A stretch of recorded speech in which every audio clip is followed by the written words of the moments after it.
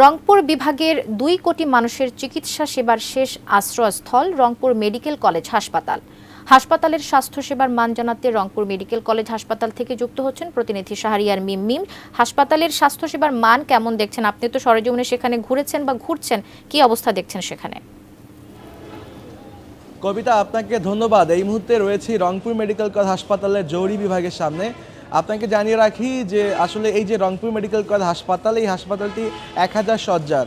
এই হাসপাতালের যদি এক স্বাস্থ্যসেবার মান নিয়ে আপনাকে বলে থাকি, এই হাসপাতালে গেল কয়েক মাস আগে সেনাবাহিনী থেকে প্রথম একজন ব্রিগেডিয়ার জেনারেল এখানে আসলে পরিচালক পদে যোগদান করেছেন।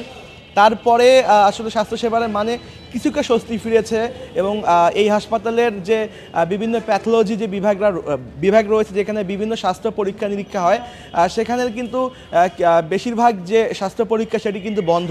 অভিযোগ আছে যে এই হাসপাতালের এক ধরনের কাজ করে, যারা এখানে এসব বন্ধ রেখে তারা বাইরে, যারা এখানকার যারা রুগীরা রয়েছেন তাদেরকে বাইরে থেকে টেস্ট করতে বাধ্য করা হয়।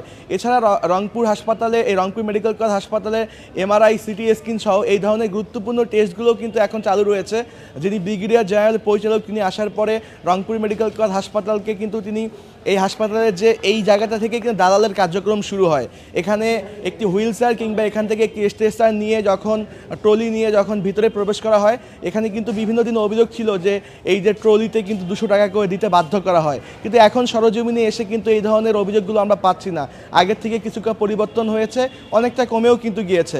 এই হাসপাতালে মেট্রোপলিটন ডিবি পুলিশের পক্ষ থেকে কিছুক্ষণ আগে অভিযান পরিচালনা করা হয়েছিল, 7 জন দালালকেও কিন্তু গ্রেপ্তার করা হয়েছে।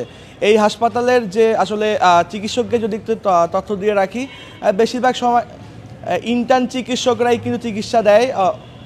তো এই ছিল রংপুর মেডিকেল কলেজ হাসপাতাল থেকে আমার কাছে এই হাসপাতালের স্বাস্থ্যসেবার মান নিয়ে সর্বশেষ।